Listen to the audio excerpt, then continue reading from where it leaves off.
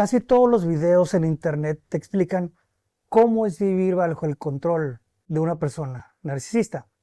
Te habla del love bombing, el bombardeo de amor, de la devaluación, del gaslighting, de la luz de gas y de cómo estas personas parecen ser monstruos indestructibles, con un ego al parecer de titanio, a los que nada les afecta. Pero la psicología clínica es, por decir, un secreto que muy pocos se atreven a revelar. En realidad está en todos lados, pero existe un estado mental tan oscuro, tan devastador y tan terrorífico para una persona narcisista que equivale a la muerte de su propia identidad. Palabras fuertes. Un estado donde su personaje falso se rompe en mil pedazos, dejándolos completamente desnudos, desnudas, ante su peor pesadilla, su propia realidad, su vacío interior. En la psicodinámica y en el psicoanálisis, este fenómeno tiene un nombre. Es mortificación narcisista. Ahora, no es un simple enojo esto. No es un berrinche ni una rabieta ordinaria. La mortificación es el colapso absoluto de su estructura psíquica. Es el momento exacto en que el espejo se rompe y él, la narcisista, experimenta un pánico de aniquilación que es terrible, que puede transformarse en una furia literalmente ciega, en una paranoia extrema o en una depresión de niveles catatónicos.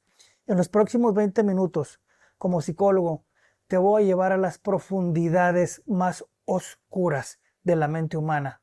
Vamos a analizar clínicamente, a profundidad, qué es la mortificación narcisista, los 3 detonantes exactos que la provocan, cómo reacciona su psique ante este dolor insoportable y el grave peligro que corres tú si estás cerca de ellos o de ellas cuando esto sucede.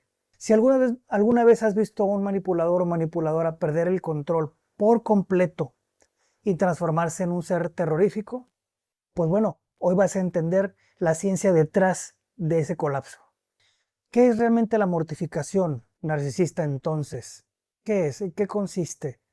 ¿Cómo se manifiesta? Para este concepto, acuñado originalmente por el psicoanálisis y desarrollado por autores como Sigmund Freud, como Joan Rivière, y posteriormente analizado a fondo por teóricos del trauma, pues debemos recordar la estructura básica del trastorno de la personalidad narcisista. Como ya hemos explicado, en este canal el narcisista no tiene un amor propio real. En su infancia, debido a abusos, negligencia o una creencia disfuncional, aprendió que su yo verdadero era básicamente defectuoso, vulnerable y propenso al rechazo. Para protegerse de ese dolor insoportable, enterró su identidad real y construyó un yo falso, el famoso falso self. Este falso yo es una máscara de grandiosidad, de perfección, de superioridad, de omnipotencia, totalmente falsas. Es el personaje que le dice al mundo y se dice a sí mismo para convencerse de algo irreal, que nunca se equivoca, que es superior y que tiene el control absoluto. Grandes mentiras. Claro, el problema es que esta máscara es de cristal y se requiere un flujo constante de validación externa, lo que llamamos suministro narcisista, ese es el concepto, para mantenerse en pie.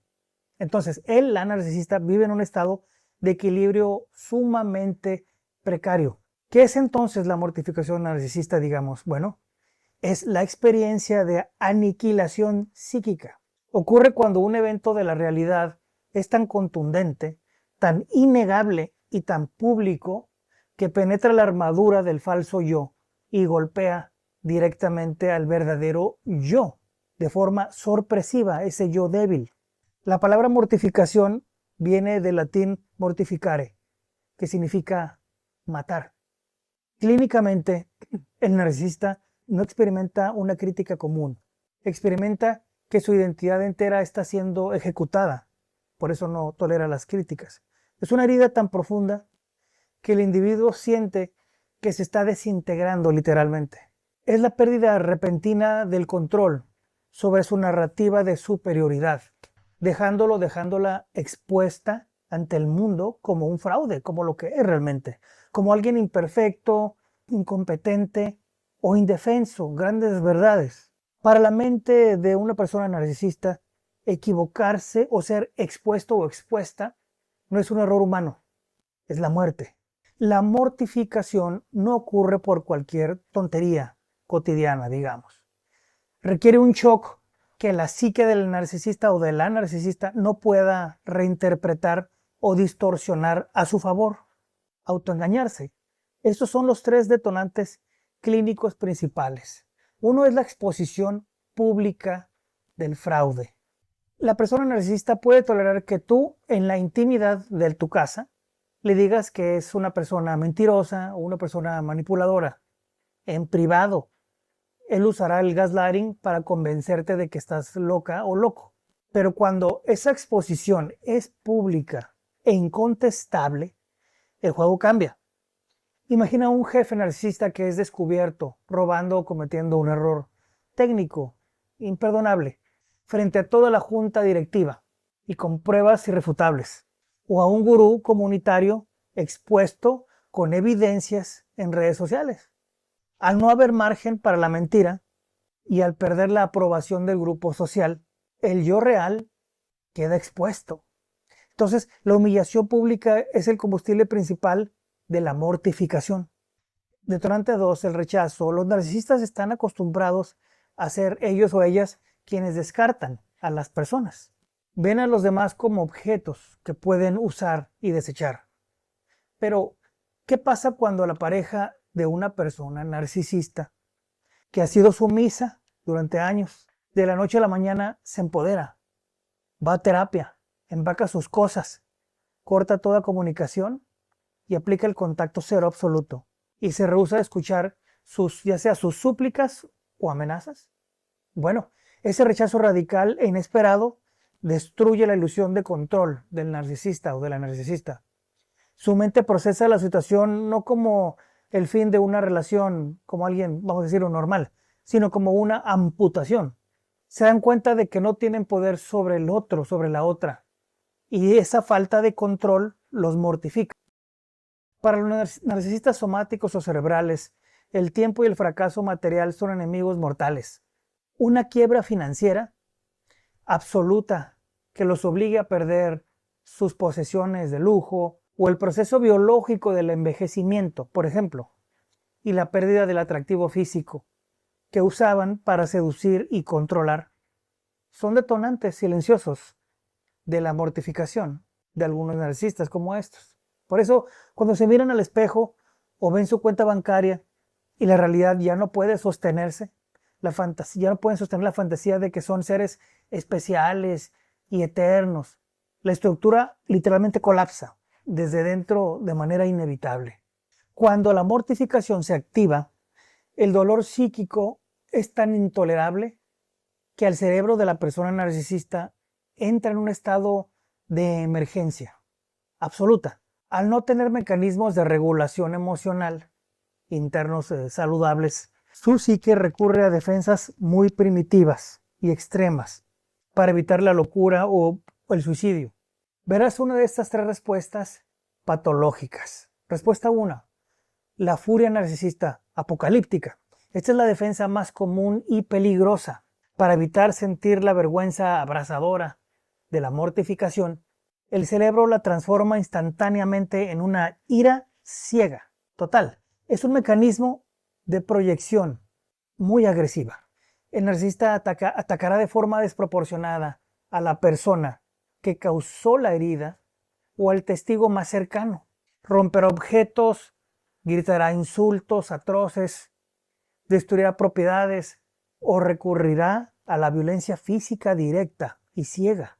No están intentando ganar una discusión, ojo, están intentando destruir la realidad que los ofende, que los destruye.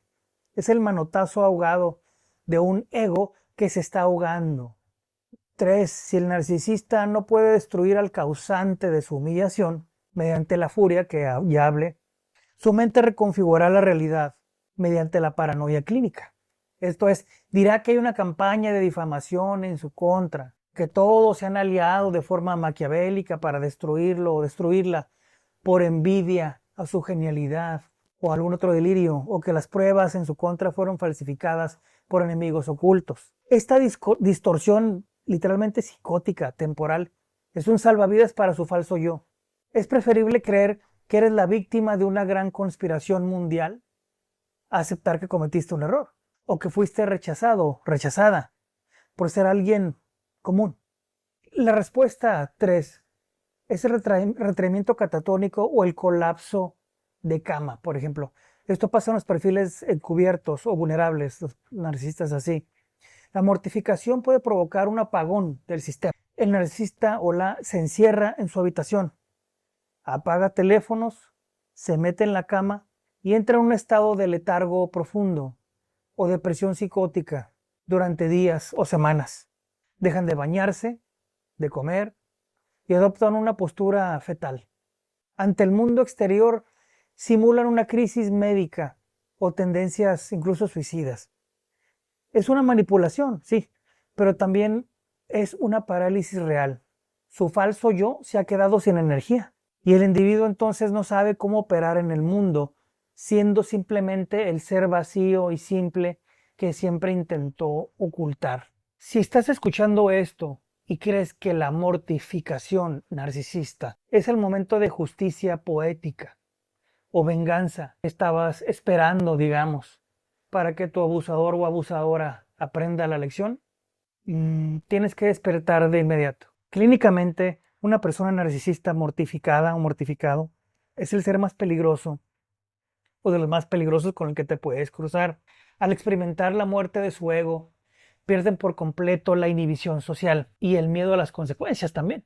Un narcisista o una en pleno colapso no piensa en su futuro, ni en su empleo, ni en las leyes, ni en su reputación, ni en nada, porque siente que ya lo ha perdido todo. Si tú fuiste la persona que provocó la mortificación, digamos, ya sea porque la desenmascaraste frente a su familia, la sociedad, porque le ganaste un juicio legal con pruebas contundentes, o porque le aplicaste un contacto cero, inquebrantable, entonces te conviertes en el enemigo número 1 de su psique. Ojo, su mente te identificará como el objeto que debe ser aniquilado, para que entonces su falso yo pueda recuperar el equilibrio falso al que se ha pegado. Es en esta fase donde ocurren las campañas de difamación, más atroces, más terribles.